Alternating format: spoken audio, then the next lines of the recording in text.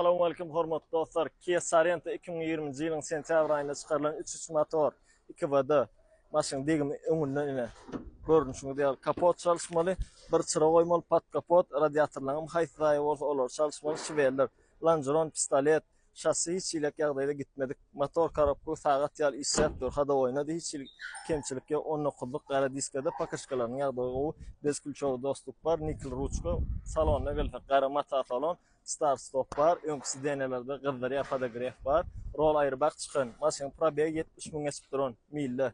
İkinci riyadda bumper dur, ulvatlar var olsa qo'yas o'zini, üçüncü riyad yatırılgan, izine maşın barlığı sebepli bagajını masif korkak bilemek. Hemme özüne gerek rahatlar yer ve yer var. Maşının bir kısmı orkadayın, 2020'nin sentyabr ayında çıkarılan. Maşında üç köşk kemçilik yok, zapçı sıras kodum, ağır artıkması bolası yok. Renk düşen detallar kapot, kırlo perahot, bumper. Maşın şu yağdayında bakası $9,500 yukarıda yazılan oyan aşağıda telefon nomuru var. Şu nomurlarda WhatsApp, imo var. Qılıqlanyanlarınız bar olsa isteği bildiriyen oldanız havarlasın, rast koduna aytip beriyen. Türkmenistan'a sen yol pulundan çıkarıp beriyen. Esasat kim alsa netibesin, insuransin köp sağ olun.